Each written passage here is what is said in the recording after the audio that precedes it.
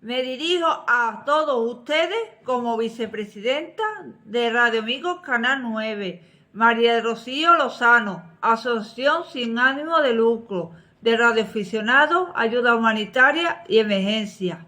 Y ayuda animal. No estamos de acuerdo en la ley Bienestar Animal. En vez de proteger los animales, los desprotege.